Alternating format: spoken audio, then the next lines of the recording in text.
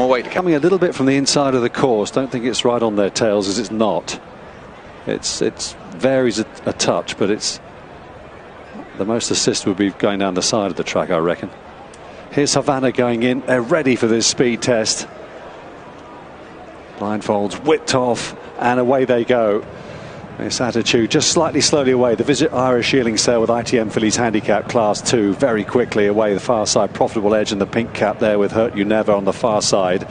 The grey filly Star of Lady M in the green jacket, tracked then by Midnight Affair and also Pepsi Cat on that far side group. The main group down the centre, Alcazan showing loads of toe with Got to Love a Grey in the pale blue jacket as well on the near side. Jumbo right up there with them and just being squeezed out there. Missed Attitude having a bit of a battle for racing room there together as they move through the first 2.5 with Havana, who's just losing ground a bit. Designer's got a bit to do, the red cap, the defending champion, because the race is taking shape over on the far side where Star of Lady M has come through to master Profitable Edge as they race inside the final furlong, and she really is pouring it on here. Star of Lady M and Danny Tudhope is turning this into an absolute procession. An extraordinary performance, wins by about 5 lengths. Jumbo and Gutsy Girl in a photo for second. Profitable Edge and Midnight Affair was running on behind them.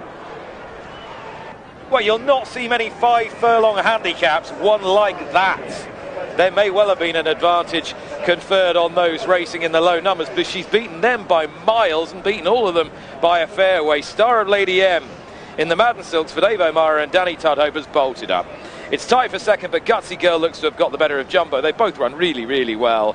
In 4th place was Profitable Edge, who did show that blinding pace, and in 5th was Pepsi Cat.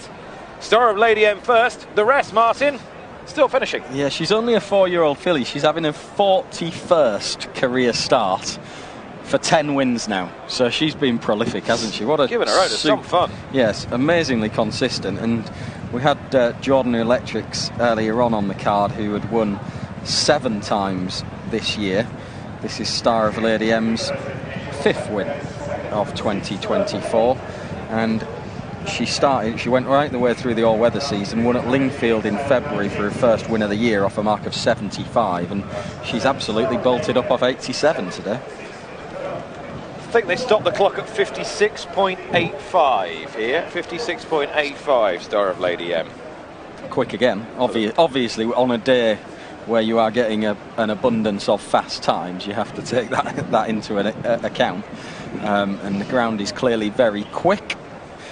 As Mike said, the wind isn't consistently behind them, but it is rather blustery. Can we look at number drawn 15, Gutsy Girl? That's a massive run. Massive run from that 3-year-old, drawn outside, didn't get away quickly. The race developed away from her, and she's got up to finish second. She has a lot more to offer, that filly, and you'll be watching her into the future. But on the front end, it was always very simple for Danny Tudhope. He was sitting upsides in front. There was no excuses for Gotta Love a Grey. He was up there. Alcazan was up there, and upsides in front was Profitable Edge. But from an awful long way out, you're head scratching thinking, am I watching a handicap, or am I watching something out of a maiden that just is after announcing itself? Yeah, it was a good performance from her, wasn't it? But I think there probably is a bit of a bias towards that part of the track, and in truth there probably weren't that many horses in the lower numbers that have actually run the race and arrived in form. Star of Lady M was one, Profitable Edge was another that arrived in good form, and